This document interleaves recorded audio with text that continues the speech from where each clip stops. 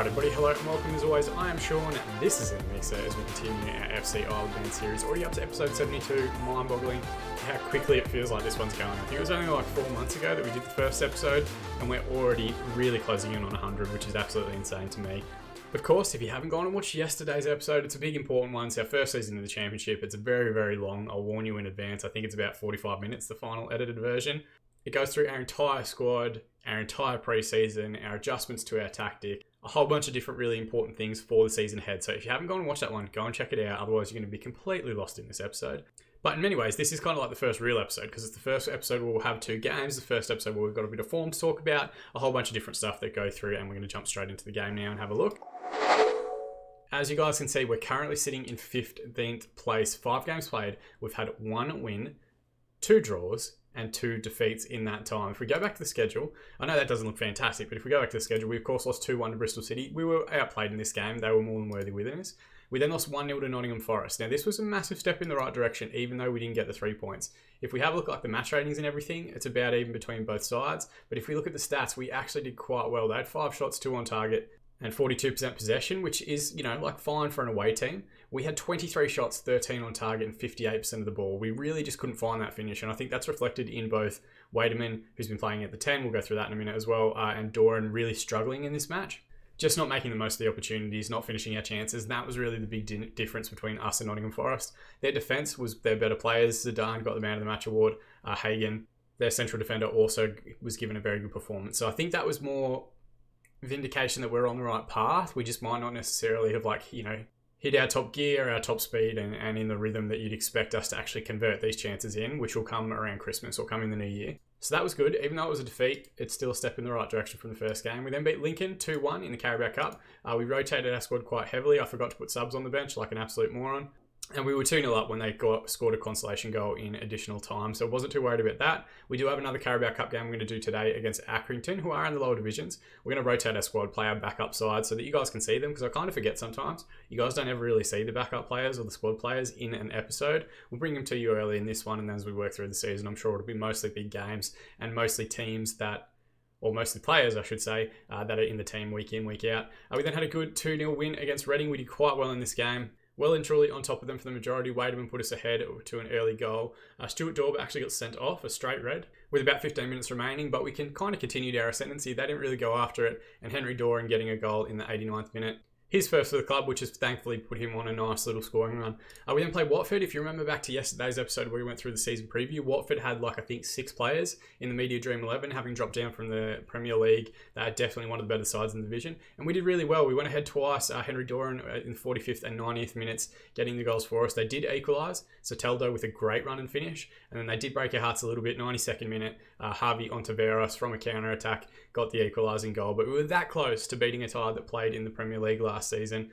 We then drew 2-2 with Brentford. A very similar story, actually. We went a goal ahead and they equalised through Tahith Chong. Brentford actually have, if we go and have a look at their lineup, if I can get it working here. I can't see it, but they actually still have a starting 11 of all real-life players. A bunch of different guys that they've picked up from different teams. Tenemangi Tahith Chong they picked up from Manchester United. Dagbas from PSG. It was Hainan or someone like that they picked up from Arsenal as well. So still a very strong lineup and a very good side, having also played Premier League football in the last couple of seasons. And we did quite well. Doran's goal was cancelled out by Tahith Chong in the first half. He did get a late one, which I thought was going to be the winner in the 88th minute. And then unfortunately, Tyrese John Jules equalised in the 92nd minute to kind of second game in a row, snatch a draw from the mouth of a win, or I don't know what you say, the jaws of a victory. I don't know how that saying is supposed to go, but I think what it does show is that we do need to have something that's some sort of fallback formation or like a defend the lead formation, which is why I'm going to make a little tactical tweak, a little tactical adjustment while you guys are here in this episode. We're going to mix this one up from cautious, and what I'm going to do is, first I'm going to take the tactical style and adjust it just a little bit to this tactical style called the English Jam, which is basically like a reversed version of our old Gegenpress, custom presser, a bunch of different high pressing formations that we've used that aren't necessarily a Gigapress, but still give us that application, still give us that drive to win the ball higher up the pitch. So I'll show you guys what that looks like once we actually play the games. Hopefully we'll be able to point out some different scenarios where it's happened. And I'm also going to take what was previously our cautious mentality and we're going to alter it a little bit. I'm going to go to balanced instead. And this is effectively what I want us to use when we're maybe like a goal up with 10 minutes remaining and just looking to close down a game. It's not something that I've really tried to utilize through the other games because I always backed us to do well in possession. But I think this year, trying to stay up, trying to hold on to valuable points, we need to have something that's a little bit more withdrawn and potentially drops our defensive line just to be like kind of maybe even a lower defensive line for the first time. And although blocks are really, really tough to work with, but effectively something that drops quite a little bit further back for us.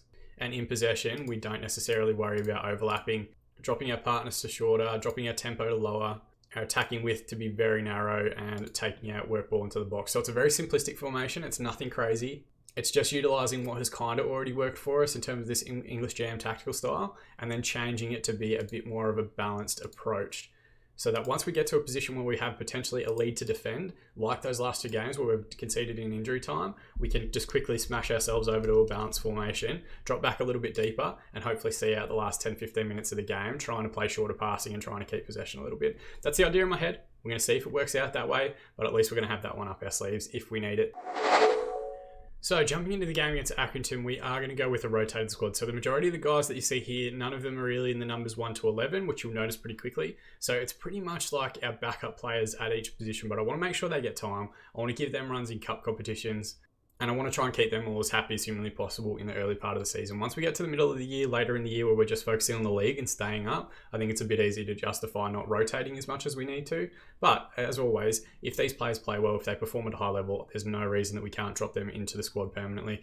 Jack Donkin in goal, Smith and McCluskey is the central defensive partnership. Morris, who I think is really pushing to actually start at left fullback at the moment, will play. Nelson will play on the right-hand side. Dean and Rafinha as the two wingers who were excellent for us in the last couple of seasons. Granger, who's played quite a bit of football at the moment with the injury to Robert Ramsey at the 10. Basically, Wademan's pushed forward, played at the 10, and Granger's come in as a Mazzala. He'll play as the deep line playmaker today as alongside Wilson. Ex-Manchester United, Alex Busby will play at the 10, and Knowles will lead the line up top. We do have some quality on the bench. Everybody from the squad is pretty much there from the starting 11. So there's good depth there if this isn't working out, but like it's a cup competition, Carabao Cup. We probably don't need the additional games at the moment, so if we get knocked out, I'm not going to sweat it too much. They've got a very good looking side. Pollock, their defender back here, is their star player for the season so far. He looks half decent, picked up from Grimsby this past off-season. He looks like an alright player. They've got Stockley up top, still playing at 34 years of age. He looks quite good, a proper target man with 16 heading, leading the line up top. In midfield, they've got Jordan Horton, which is fantastic rhyme. Ex-Chelsea junior, comes through the MK Dons Academy, it looks like, at the start of the series and save. He looks solid, but not spectacular. They are a lower division side. I would expect us to do quite well against them, but nothing's given in football. Assertively, we're going to say we've got nothing to lose here. I don't know why they're the favourites. I think they're in League 2, aren't they? They are. They're down in League 2, so I'm not sure why we're like secondary to them or something like that. Again, I think it just goes on club reputation rather than actual club standing and what you're playing in the divisions. Throw in here right-hand side. It is to Accrington to start the game. Deep ball in and Skews with not a terrible header. We are still set to positive. That's good. I thought I might have accidentally left us on balance a little bit too early there. Throw in here, left-hand side. First one for us, really. Busby does lose out possession, and Flint's gotten goal side of the midfield, which isn't dropping effectively. And he's gotten goal side of the defence now somehow as well. Jeez, he's nearly run the entire length of the pitch. Thankfully, he makes a poor decision and runs it out for a goal kick. That was incredibly poor from a pressing perspective.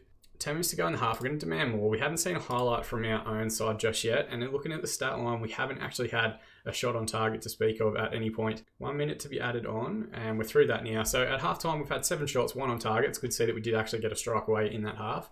58% of the ball, 6 shots, 2 on target, 42% possession. But most importantly, they've had the 2 highlights that we've seen. I'm going to passionately say, if we get that goal and make us favourites to win, and let's push on a little bit more. Let's try and turn the screws, give our attacking structure a whirl. Again, very similar to the positive structure in terms of the way it's played. It's just a little bit more direct and a few more advanced player roles in terms of attacking roles within the lineup. We'll see if we can push on a little bit here, start to get some chances. We've got a goal kick here forward from the Accrington side. Hutchinson headed back to Holmes, who looks for a ball over the top, but McCluskey cuts it out well.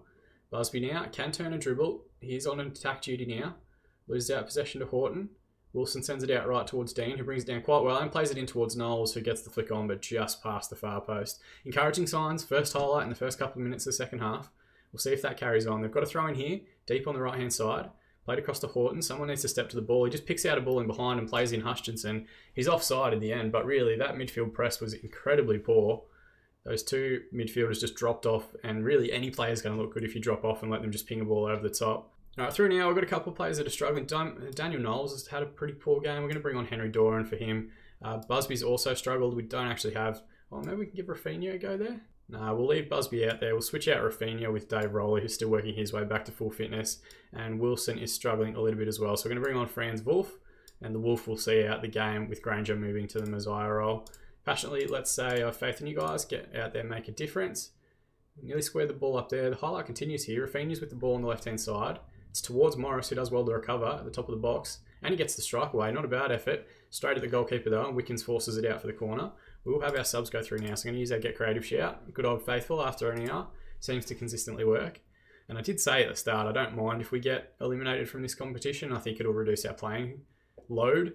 But to lose to a team 2 divisions below us isn't the best start to the episode. Got to throw in here, Nelson to take. Finds Ricky Dean. Back to Nelson. Works a good ball in. It's headed away. Back to Busby at the top of the box. Can he get the strike away? It's closed down by the defence. Granger resets through the Wolf, who puts an excellent first-time ball in behind for Nelson to follow up. Wickens drops it, and Doran with his 6th goal of the season, and I think his 6th goal in the last 4 games, if I remembered correctly. But a good play here again from Wolf. Wolf is tremendous. I absolutely adore Franz Wolf and everything that he does at the base of our midfield. Nelson with a great ball in, and it's just an absolute howler from Wickens in goal. Thankfully, Doran, the Fox in the box, smashes that one home, and the £15 million wonder kid will not score an easier goal this season. No further highlights here and went to 4 minutes of additional time. If we get a second goal here, I think it would make for a more interesting content and episode, if you don't mind, gentlemen. No one seems to care, though. They've had 8 shots, 3 on target, 43% possession. We had 25 and 57%. Definitely shut them down a fair bit in the second half. I'm going to say that was really special, lads. Nobody gave us a chance, but you played magnificently. They're a League 2 side. We're in the Championship. Why am I the only one that notices this? We win in the Carabao Cup second round. I don't know what that does to the draw for the Carabao Cup, but we're just going to continue each episode. Not each episode, we'll do some of those offline, but continue in each round of that competition, just playing our reserve. So I'm just trying to get them through as much as possible. I didn't notice that Accrington Stadium is called the Wham Stadium. That's absolutely fantastic. George Michael somewhere. We've only got a couple of days to the game against Swansea, so I'm just going to clear out the entire squad and I'm going to give everyone a rest day. It is still early in the year, and thankfully, once we get past this game against Swansea, we actually have a full week's gap before the game after that. I apologise, 2 weeks gap before we play Preston, who are up in 2nd position in the division. Magic of editing though, we're going to jump forward to the game against Swansea now. Alright, just like that, we're a couple of days ahead. We have changed our lineup entirely, except for Morris at left back. I'm going to give him an opportunity just to see how he goes. I haven't been quite convinced on Preston Kelly for a while. I'm going to lean into that, given that we're playing Swansea, who are towards the bottom end of the division. Give Morris a chance, and if he performs horrifically, we know the answer to the question. We put him back on the bench, and he becomes a squad player again. We did mention that Wademan's been playing at the 10 lately. It has been a slight tactical tweak in the role. He plays as an attacking advanced playmaker, pushes forward a little bit, and Granger dropping in at the Mazzala means he's just a Mazzala on support rather than attack himself. It gives us a bit more of a base in midfield. It's been working okay. We're going to have a look at trying to transition to a few more player roles that I want rather than the best player role for the player as we get through 10, 15 games of the season, similar to what we did last year. Otherwise, though, the Sheriff comes back in goal. Taylor, I think his first appearance in the series or in this season in the Championship as well. At least as far as recorded episodes are concerned. He'll partner Welsh at the back, right at right fullback, Morris at left fullback, as we already spoke about. Rowley and Dorber on the wings, Wolf and Granger in the middle. Wait a minute at the 10, and Henry Doran, the wonder kid, leading the line up top.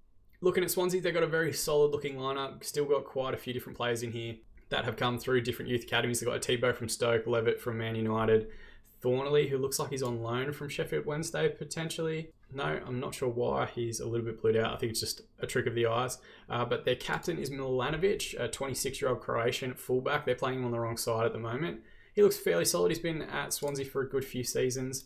Nilsson at the back is their leading scorer, so I'm assuming there's going to be a set-to-piece danger with these guys. They picked him up from Malmo, which is kind of an interesting pickup. We haven't brought in any Scandinavian players, but we do have a couple of those leagues loading up from next season. Dylan Levitt, very, very good player, solid number 10. If you can pick him up early in your own saves, he'd be about 18, 19 at the start of the seasons at Manchester United through their academy. He's very, very good. It looks like he's had a pretty crazy career, to be honest. Blackpool, Legia Warsaw, Toulouse, and now back in Wales with Swansea. And their best player so far this season, John Neal, right winger, who looks relatively solid. Good first touch, good dribbling, good acceleration, so he's got a little bit about him. But again, I would expect us to do quite well against Swansea. They are 17th, we are a little bit higher.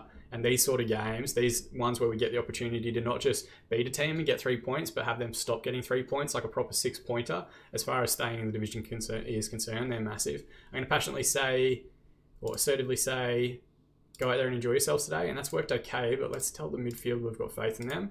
And let's calmly tell Doran up front, there's no pressure on him. He doesn't really care. He just doesn't feel any sort of emotion, I don't think. He's very much a stonewall player. 10 minutes in, no highlights for either side. Just as I say that though, one starts. Taylor with a good switch out to Rowley on the left wing. Can he get a good ball into the box? Tries to cross it in, but it's not quite there.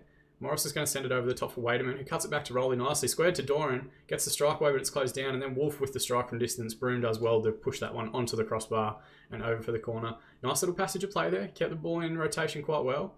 Doesn't beat the man first post from Rowley there at the corner, which isn't good enough. Dorb with the ball on the right wing. We've lost out. Is Thomas going to come forward here for Swansea? Thankfully, he ran that one straight out of play. Let us off the hook a little bit. Looking around the divisions is what I was going to say. Cardiff have started quite strongly. 1 loss in their opening 6, 5 straight wins other than that. As far as undefeated sides go, Preston, Brentford, who we've already played, Portsmouth and Bristol City, who we've already played, but they do all have a good amount of draws in there as well. Free kick here, wide area for Swansea. First real highlight we've seen from them. Levitt to take. It's towards back post. And the header was back across, but it was always ballooning away from goal. We're going to demand more just for the last 10 minutes. Oh, we've given away a penalty. How did that happen? I wasn't paying enough attention. All right, come on, Sheriff. Tavares takes it, and it's a good strike, to be fair. Hard and low to the left-hand side of the keeper. You could tell that ball was moving from the moment he hit it to the moment it nestled in the twine at the back of the net. First goal of the season for Sydney Tavares, and yeah, decent effort. Keeper goes late, but it had a tremendous amount of power on it. Can't be too upset about the goalkeeper. Who gave away that penalty? We're going to look at match ratings. Maybe Morris, 6.6. Maybe Wright, 6.5. Wide free kick again. Levitt puts it in, and they've gone 2-0 up here. Sydney Tavares again with the goal. Well, not at least, this is pretty horrific to be honest with you, but at least I know what the halftime team talk's going to be. Levitt, it's a good ball in, but again, like, we've got players around it. Who is that just missed the header completely? Taylor. So Taylor hasn't played that many games. He came into the season late. They've got a highlight here again. Thornley to Atibo. Back between Thornley. Crossfield switch, she'll get cut out by Rowley. Now Doran can turn and go at the defence. Strikes from distance, but maybe should have waited for support to come closer. There was 4 or 5 defenders around him at the time. 2 minutes to be added on here. And we're through that now. So at halftime, we've had 10 shots, 3 on target, 54% possession. They've had 7, 5 and 46, but they're 2-0 up. Aggressively, I'm going to say, show me something else in the second half. And we're going to have to go after it a little bit here, boys. We're going to go attacking. And I'm going to put the Wolf to support in this one. You know what I'm going to do? Instead of changing the player roles, let's just go attacking as our default mindset, but let's leave all the player roles at what everyone's most comfortable with. And then if it's not working, if it's not actually seeing an improvement in our play, I will, with 30 minutes remaining, go to different player roles and everything. I'm just a bit concerned if I change too much too soon, we'll lose a bit of our rhythm that we've got in the game. Statistically, we are on top. It's just the goals that we haven't really found at the minute. All right, we haven't really seen any highlights from the team as we get towards the hour mark. This is the first one. Right with the throw-in, finds Wademan. Ball across towards Doran, who flicks on a nice header to Granger. Wolf switches out left to Rowley. He goes to strike himself. It wasn't that far away. Just looked like a balloon shot rather than any particularly wonderful strike. Doran struggled, but he's an excellent finisher. I'm going to leave him out there. We're going to bring on Wilson. Can Wilson play at the 10? Who have we got that can do a decent job at the 10?